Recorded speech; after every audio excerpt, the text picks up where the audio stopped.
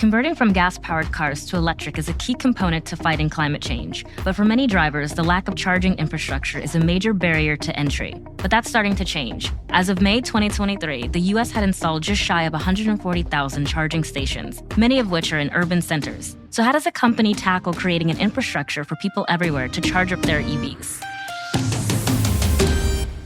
You're listening to Found, TechCrunch's podcast that brings you the stories behind the startups from the folks that are building them. Today, we're talking with Louis Tremblay, the CEO and founder of FLO, which is a company that manufactures EV charging stations for public charging spots and to be installed in homes.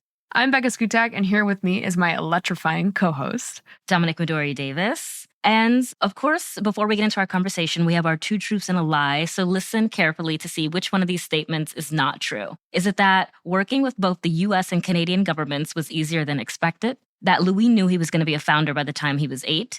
Or that FLO launched an at-home supercharger that can give cars 80% of battery power in 15 minutes? And before we dive fully into the conversation, if you wouldn't mind taking a second to just rate and review the show on whatever platform you are already listening to this episode on, we would greatly appreciate it. We won't delay any further, but here is our conversation with Louis.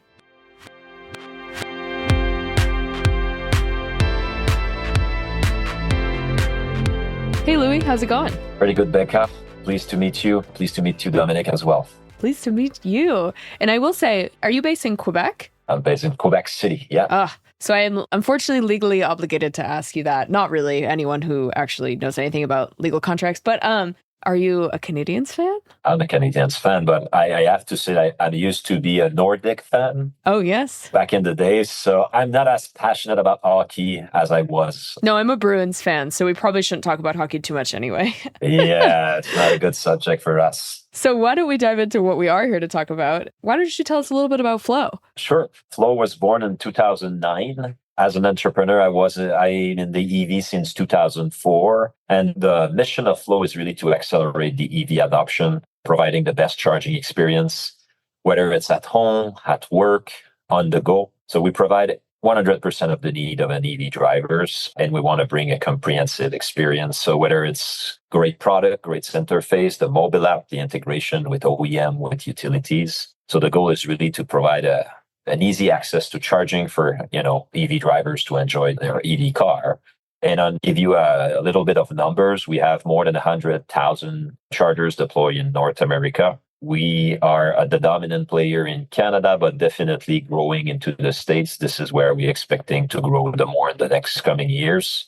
We are excited because today we're launching our new X Series home products. So it's 3 products providing the needs of 100% of consumer. We've launched over the last year, but we're starting to produce. Today, we had the first unit produced in Michigan of our Ultra Charger. So something that can charge 80% of your battery pack in 15 minutes. So really excited about that product that was 3 years in the making.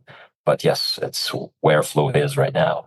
And I'm so interested about this company because we talk about EVs now all the time and more people are buying them. And the infrastructure, especially around chargers, have become such a bigger part of like general infrastructure conversations. I know we're talking about it a lot here in New York City, like having the city install chargers that anyone can use, et cetera. But you guys started this company back in 2009 when EVs were not as big of a part of the conversation. And I'm curious, how did you get interested in this space to begin with? Yeah, that's a long story, but I just want to use, you've talked about New York. It was one of our first customer in the US. And we're really proud because when I was talking about experience, one thing we've been doing, as you mentioned, for a long time, 15 years, is that a great charging experience starts with a reliable charging experience. And in New York, with the curbside charger we've deployed in every of the 5 boroughs, last year, they made a study. They get their own data. Usually we have our own data, but 99% of the station were working all the time. What I mean by that, in our industry, we monitor reliability with uptime, so 99% uptime. And why I'm talking to you about this is it really demonstrates who FLO is. For the last 15 years, we've not installed dots on the map as many have. But we have deployed a reliable network, a network that you can always depend on. And that's what I'm the most proud of. So back to your questions, I fell in love in 1997 on climate change. I wanted to turn that into a business. I always have been an entrepreneur. In 2003, when I started my undergrad, I really didn't like it. Was electrical engineering, too techy, not enough practice. So I decided to fund a project in 2004, 20 years ago, to build an electric car.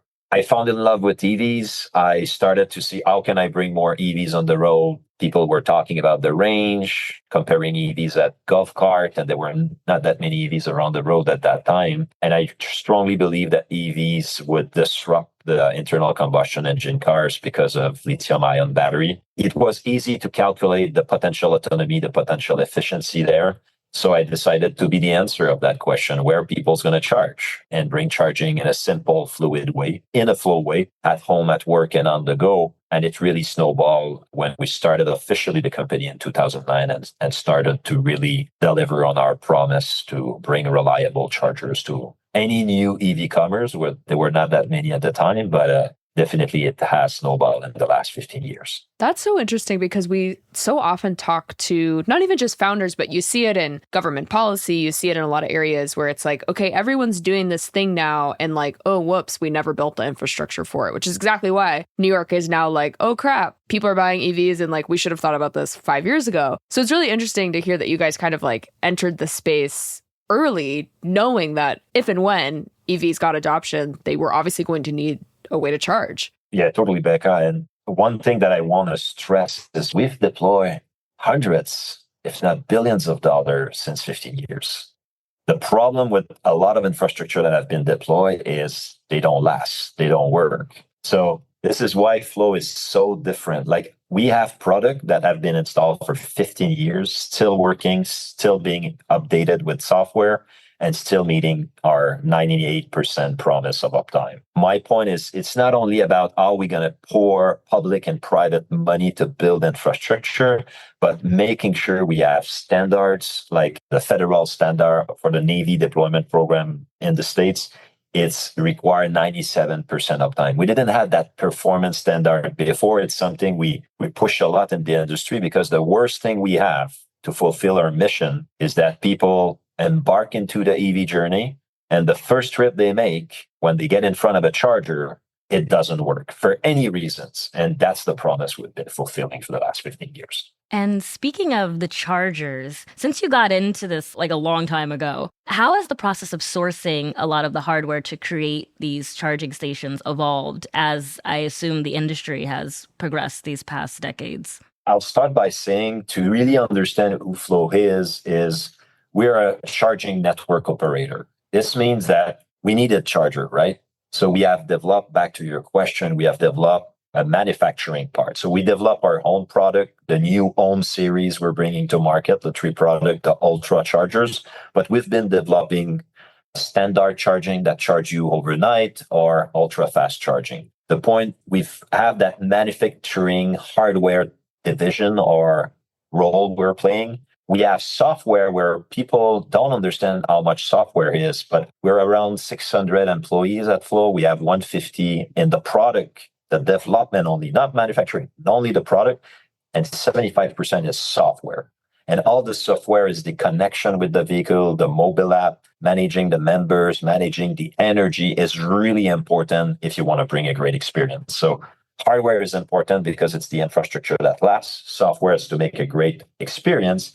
And on the other side, you use the hardware and software to operate a great network, to answer phone, to look at your alarming system that tell you, oh, this station needs maintenance. If not, it's going to be a uptime killer. So we have all those vertical. But back to your question about sourcing, we have manufacturing plants in Canada. We have one in Auburn Hills, Michigan. And we have a great source of partners to be able to deliver tens of thousands of chargers every year.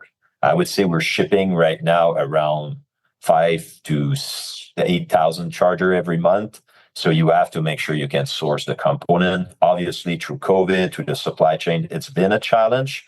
But with our new generation coming with the latest and greatest, we have secure our supply chain. We have all the new microprocessor that are leading edge, that are growing in the foundries and everything. But it's been a challenge, but it's really important to understand who's FLO. We're not only a software company, we're not only a network, we're doing those three sports, which is, manufacturing, developing software, and operating a network. Call it service, a network. With a similar vein, with the company starting before a lot of people were interested in the space the same way they are now, what has it been like fundraising? Because I know you guys have raised a substantial amount of venture funding, but I'm sure it wasn't as easy of a sell back when people weren't as interested in this space. So what has it been like fundraising for FLO, and how has it changed in the different rounds you guys have done? That's a great question, because when you start a business, you're going to have to fundraise, but you don't know how much you're going to need to fundraise. It's a up and down. I would say there's years that it's easier, for sure. Like 2 years ago, 2.5 years, the returning of COVID was easier. It's harder right now, but we're fortunate. We're backed by a great investor that support our mission and believe in what we've accomplished for the last 15 years. But definitely, when we started, it's a challenge, because what's your market, Louis? There were no market back in 2009. So it's being created. So you make your way in with some love money, your own money, some government grants for R&D, for instance, or DOE grants that you can use to do some prototyping or some commercialization help. So it was really a tough journey until, I would say, where we really started to raise equity money with our first big Series A in 2016. So 7 years after our foundations, which pretty big.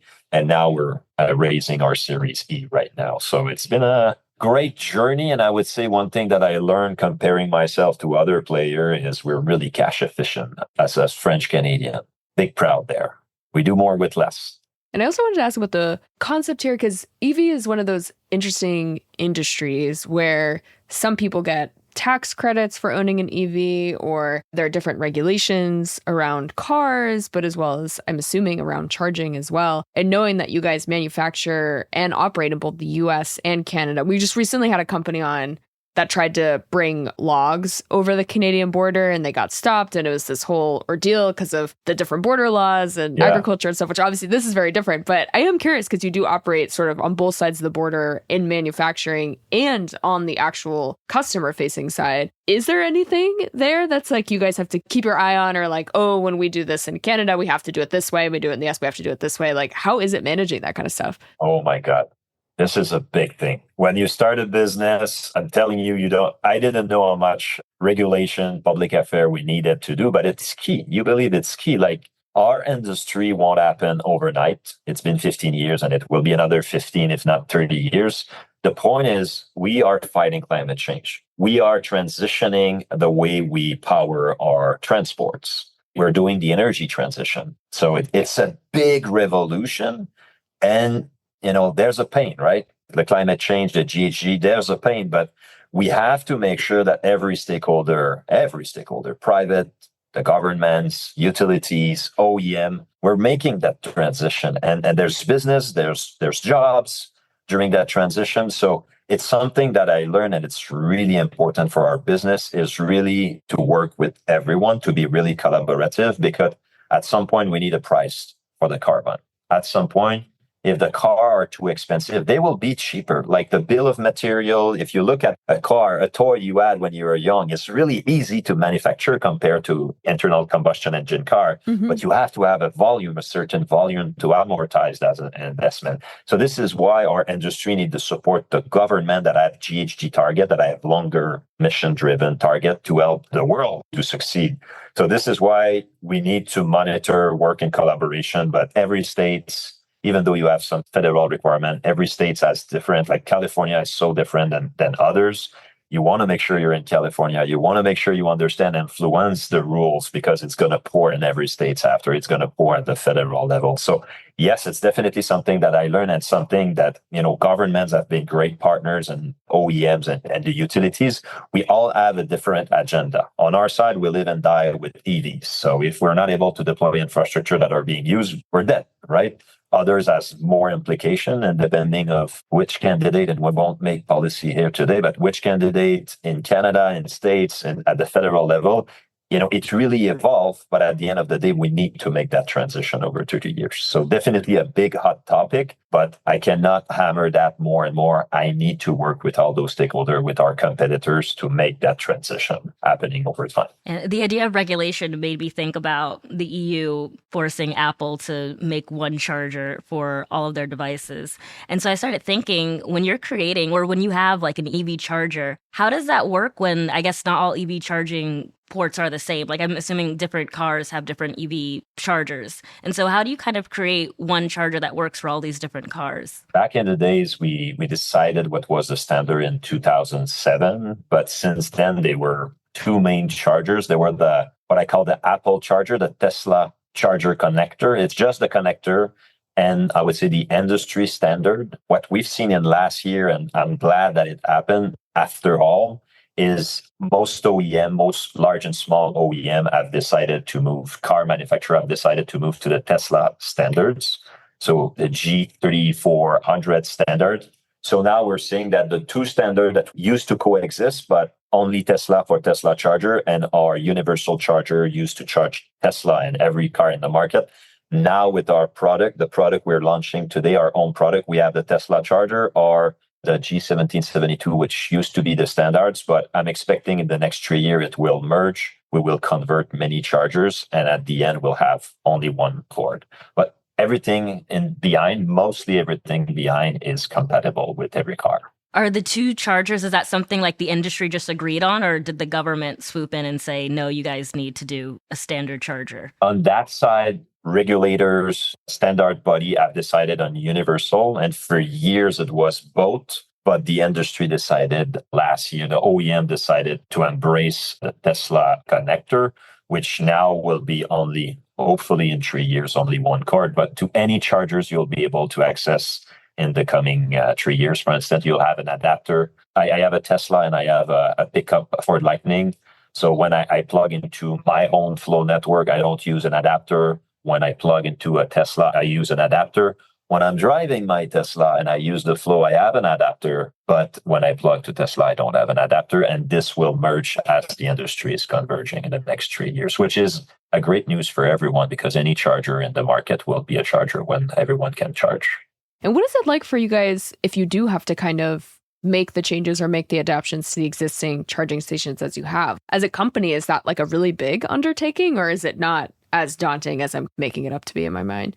It's not a big deal for us. I cannot speak for others because we're vertically integrated. So we control our own hardware, our own software. We have a services team and we have service partner for, all the states, all the provinces of Canada. So we're able to make that transition. There's a couple of hoops. You need the connector to be standardized so you can use it. But beside that, it's pretty simple for the player we are because we control every aspect of our network. And that's interesting you brought up having the Tesla and the Ford Lightning, because I was definitely going to ask you about what kind of EV you drove, because I assumed you did drive one. So it is fun to hear that you do drive a Tesla and a Ford Lightning, because I know here in the US, at least, the Ford Lightning was like the big launch in EV land. Like I feel like people who weren't interested in the space got interested because of the Ford Lightning. So it is interesting to hear that you do drive both, because they're both they're approaching the market very differently. Yeah, I'm kind of a tech guy, I would say. So I love to test the product for sure. And I like to compare the Tesla one,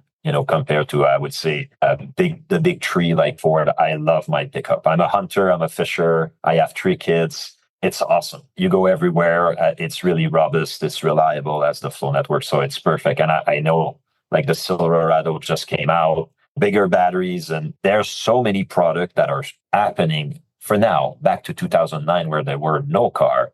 So what's interesting these days is EVs grow 50% year over year. There's a big bad publicity right now because it's not as big of a thing than when we returned from COVID, but it's still growing massively. For us, it's really hard to sustain kind of I would say 60 to 70% growth year over year. But the point is, for once, the consumer is in the driver's seats because now there is enough supply, there is enough product for the hunter that I am, or the urban people to have an EV that suits their needs. And now dealership needs to be able to sell those products. Before it used to be, take this one full price and maybe you'll have it in 2 years.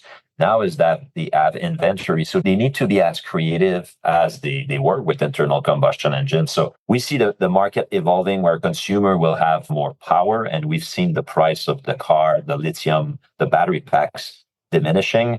So it's getting more and more accessible. And that's what we want. We want everybody to be able to access a charger for sure, but everybody to be able to access an EVs. So the price parity is coming faster than what we were expecting. More from this conversation right after a quick break. And before we start diving deeper, I guess, into you, I wanted to ask about the logistics of setting up charging stations in cities like New York, because I imagine you have to go through a lot of the government bureaucracy. Like, how easy is that? Or do you decide to put a charger? Like, how does that work? It's really easy, Dominic. It's challenging. It's really challenging. And we've done one thing, one segment that is niche for us, and we've been very successful in Montreal, Toronto, Vancouver, and then New York, and then LA. It's curbside charger. And they are the most used chargers. Why? Because people use them overnight because they live close to the street. People work in the city and they will use. Someone that is driving from Philadelphia to New York will use it over the day to have some meeting. So the point is they are so much used. It's so critical because there's many garage or fence. There's not enough places to charge. So it's really challenging, though. You can imagine all the regulation rules from the parking, from the mayor, from the aesthetic, from the other product, the energy provider, Con Edison for New York, for instance. So there's many people. So big meeting.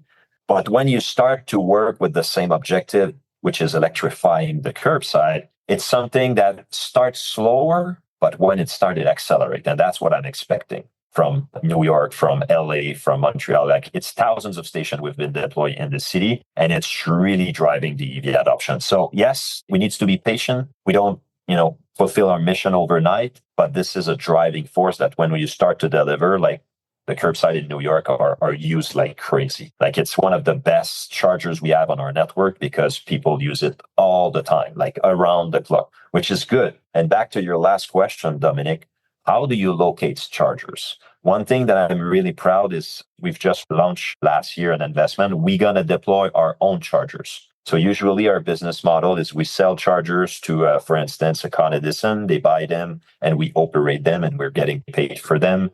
And when people use them, we have a little piece of the transaction. Whereas as the industry mature, as we're a long-term company like us and we have reliable product, we want to be able to fulfill the gap on our network where maybe there's no customer that want to buy the chargers. So I want to be able to deploy our own infrastructure and take a risk on utilization. So when you take a utilization risk, what do you want? You want to hedge your risk. So with the database we've developed over time, knowing exactly how people use our station, exactly where, we know where we can put chargers for them to be more profitable.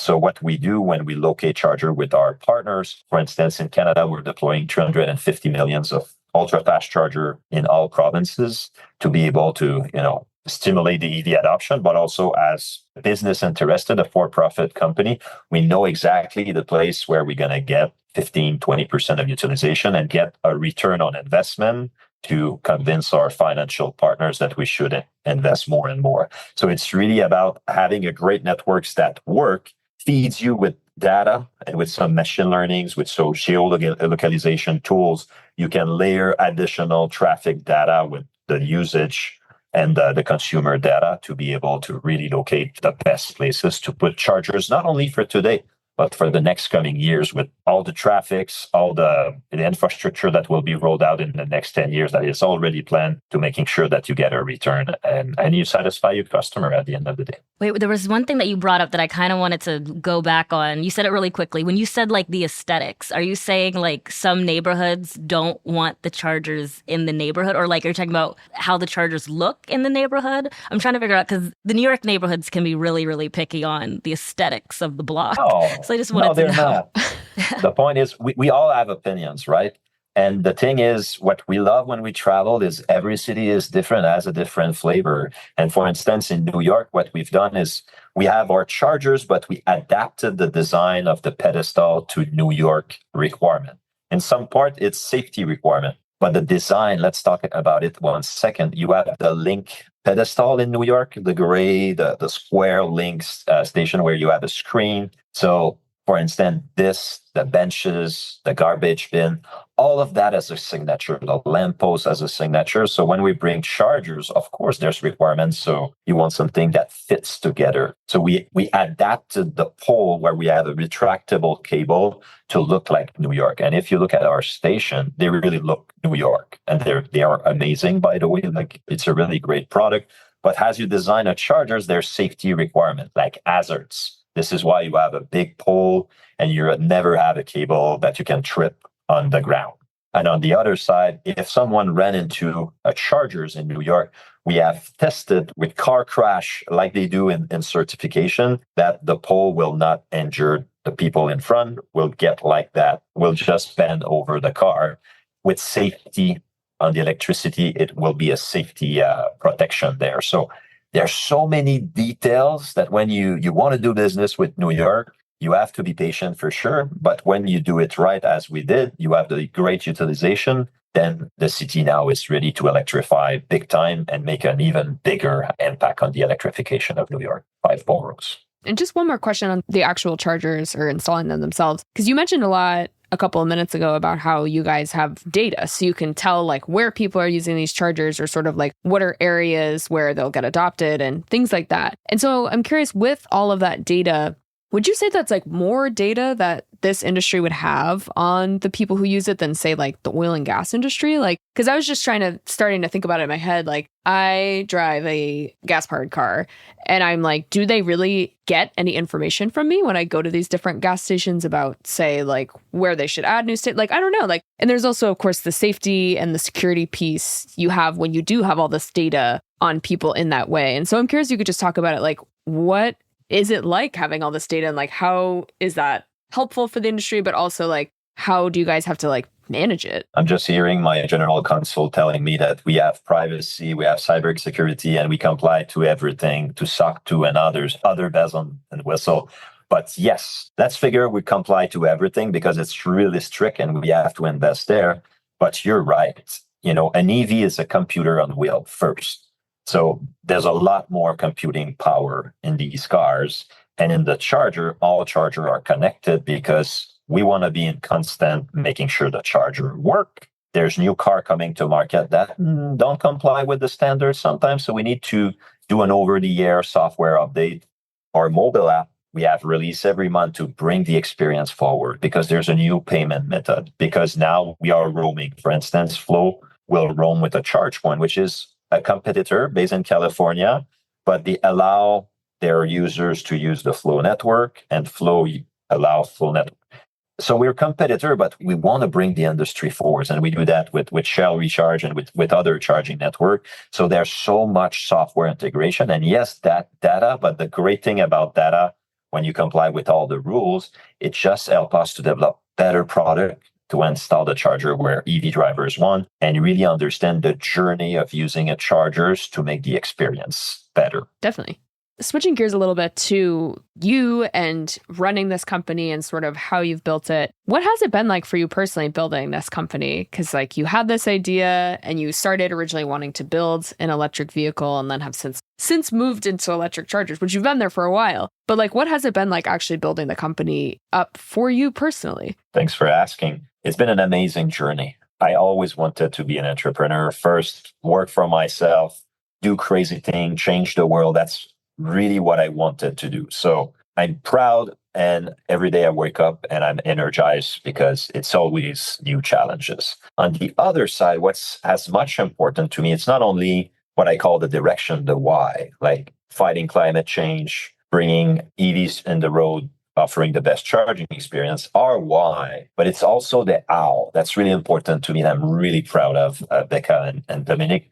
And when I say how, I'm not saying how do you do it. I'm saying how we behave. So the culture at FLO, something that I'm really proud, and we start to have a big brand in North America, is we have a great culture of performance, but a great culture because we collaborate, we care. I call it sustainable performance. We want to deliver a lot, but we want to live as well. What I mean by that is for 100 years, maybe, we had an impact on our planet the way we've developed our industry after the Second World War, the Cold War, and everything. So we didn't care as much, and we had a big impact on our planet, but we didn't care as much about our people and the way we develop our social, the way at work. So I'm really passionate about having a company that deliver revenues, that deliver profitability, that grows, that can be a worldwide player, but also how can we make an environment where it's fun to work, we perform together, we care for each other, and we really, in good and bad times,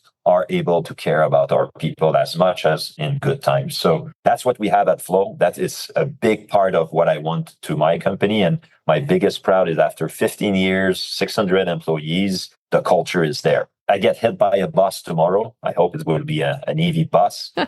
This culture is going to continue and the mission's going to continue. So my biggest proud, but I really feel my expression is I'm on my X. I'm exactly where I want to be because every year it's a new challenge. Every year my CEO role it's taken to the next level. And I want that. I want the growth and I'm ready for the growth. Growing up, did you always want to be like an entrepreneur? Yeah. I was born an entrepreneur. At 8 years old, I told myself I would work for myself. At 11 years old, I started my business in snowboard clothing. I failed. I learned a lot. I learned something. If you want to start something, surround yourself with passionate people. But if you want to do something great, surround yourself with passionate people that are ready to pay the price to deliver because it's really hard. Changing the world is really hard and it's part of the culture at FLO. We're not only there to have fun. Yes, we want to have fun, but we're there to perform and pay the price to change the world. So definitely for my youth, I always wanted to be an entrepreneur, wanted to change things. I hated when people say, Louis, it's always been like that. It will always be. Oh, if you wanted to activate my passion, that was the sentence to mention. So yes, and it's why I was looking before I had the idea of FLO, before I had the idea of EVs. I really wanted to find something to change the world. And so wise for an 11-year-old to kind of come to these conclusions. How did that snowboarding company go? Oh, I think now ski is more. It's definitely, I would say, more important or bigger than snowboard. But when I was young, wasn't that big of a trend or something, but it's something that I started to do. So young, crazy, full Louis wants his business and see an opportunity where something start trendy, big brands, but I wanted to do something more affordable, something that people, would be able to access more than the other big brand. And I started something. And again, an entrepreneur is a desire to do something. Whatever is the idea, it's an idea you want to do something. And I materialized that with snowboard clothing at the beginning because it was one of my first passions, sports, snowboard. And I tried to turn that into a business, which wasn't the best journey, but a lot of learnings. And as an entrepreneur, it's really important to learn from your mistakes. What advice would you give founders that are looking to really build a workplace culture that is passionate, that motivates people, that really is also, healthy and all these things? But what advice would you give founders? Because I don't know, a lot of times we talk to founders about their work culture and their workplace, and I don't know how much thought they give it as they're building the company. It's like they've never thought about it. They're just like, work culture, what? So what advice would you have for founders in terms of balancing growing a company and making sure your employees actually want to stay working for you? Yeah, I can give you a couple of thoughts. Yesterday, I was doing a conference, 2 hours discussion with 50, 60 entrepreneurs that are graduating from Laval University, where I studied. And they always ask the question. It's the best question. And the only thing that I can do, but I can explode a bit on it, is go. If you really want to do it, go. But don't be too crazy about it. Like, try to understand the needs you're trying to solve. Sometimes the problem of an entrepreneur is they have so many ideas, and you really need to focus at some point. And maybe, you need to define your next milestone. But as much as you know the direction you're going, if you go with great people, you surround yourself, you'll learn, you'll try to avoid mistakes, you'll make a ton of mistakes. The worst that can happen, you'll have fun, you'll learn, and you'll be ready for the next journey. So I see too many people, I want to be an entrepreneur. I think about something. Do it. Like, as much as you can You can calculate, you can plan, starting something, it needs to spark at some point. So that's the advice I give to any young entrepreneurs that is wondering for years, should I get a job? Should I start my own business? Surround yourself with great people. There's more people that want to help that you can tap into. Just start it. Jump. Well, that seems like a perfect place to wrap. Thank you so much, Louis, for coming on the show. This has been fun. Thanks. It was amazing.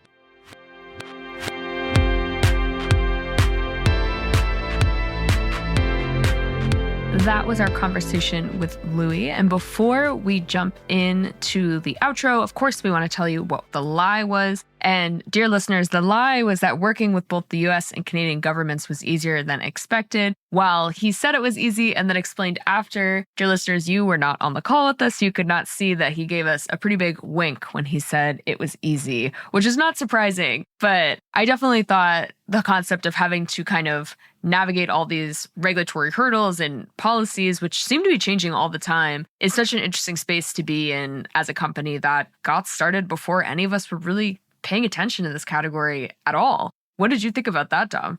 I know. I wanted him to go deeper in terms of how severe things have shifted. Because I imagine in 2009, who was doing this? Or were people doing this? I feel like this has become a really, really big thing. EVs having she is the moment. I couldn't even imagine what it was back in the day. And then in the 90s, because he was talking about that's when he was originally interested in it. I'm in the 90s, what was this space? I know. And this is one of those things where I'm always oh, that surprises me that there's even kind of enough information to go off of when he originally launched. But then I'm maybe this is one of those areas where I'm we're so similar to Canada. And then this is one of the areas where we're not. Maybe people cared about it. And I mean, he said it wasn't super popular there either, but maybe it was at least a little more popular. I mean, they're always ahead of us with stuff like this. So that wouldn't actually be that surprising.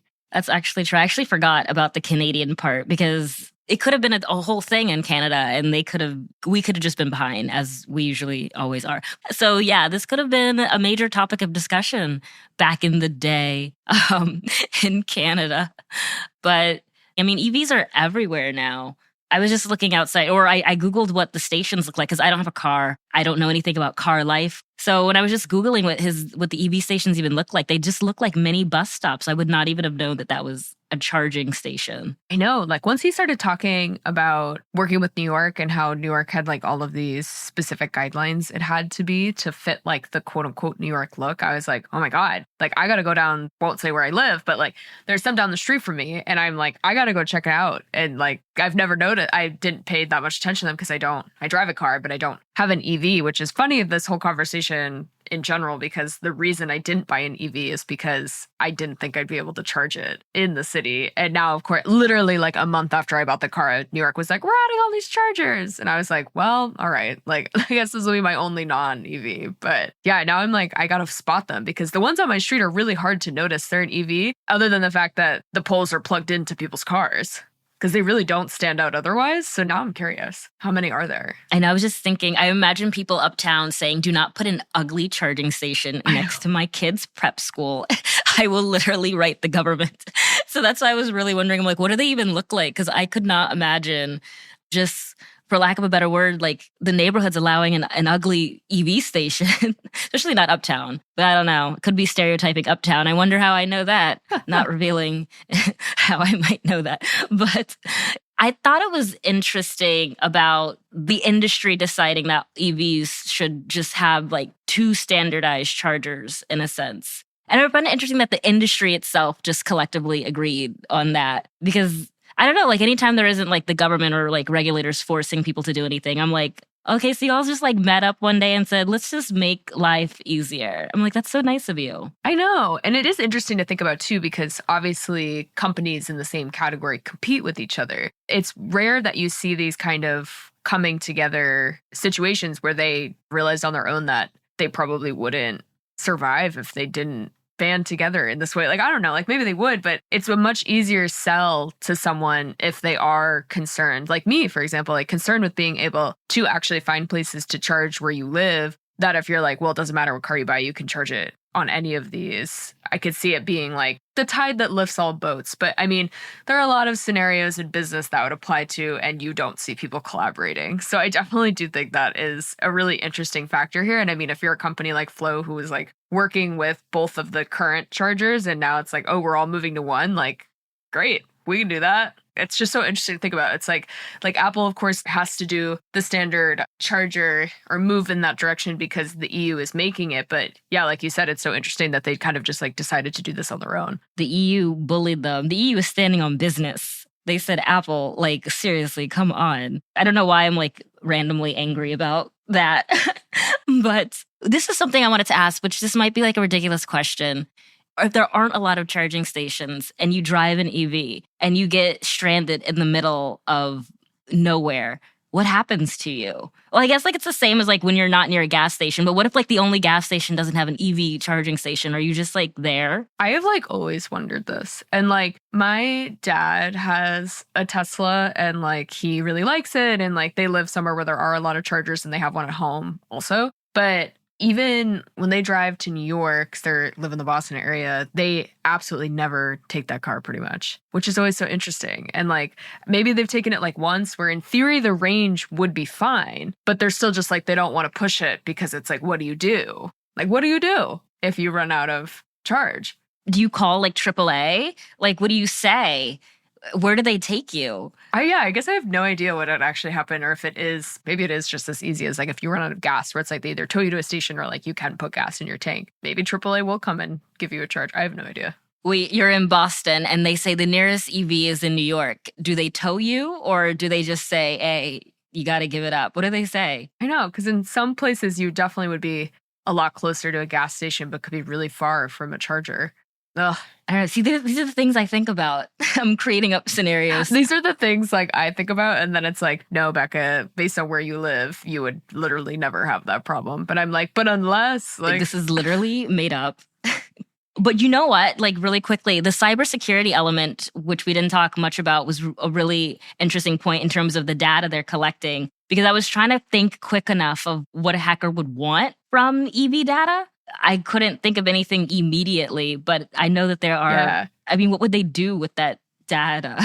Yeah, that's the thing. Because it's like normally when you get in these conversations about cybersecurity, it's like so obvious, like why you wouldn't want the data to get out. But in this case, like it's definitely less obvious. And I just, again, like as someone who doesn't own an EV, like maybe it's like there's a lot of stuff in there that I'm just like not familiar with that would be really bad. But yeah, because it had never occurred to me until he said that, just how, because they are literally computers on wheels, which I've heard that saying before, but it never connected to me that it would be a lot easier to mine data from those cars than it would be from regular cars, which I know like you can mine regular data from cars. I spent a lot of time going down a rabbit hole to see if my car computer was sending my driving information to LexisNexis a few weeks ago after a New York Times story.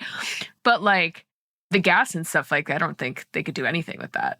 So it's weird. We're all too much data, big data everywhere. It's in your gas tank or your quote unquote, your electric gas tank or whatever. I don't know if they call it anything. Battery. That's the real word. Yeah. Not that I'm saying that someone should hack an EV and, you know, surprise us with what they take. And report back. Yeah. Our cybersecurity team will have a story soon, I'm sure.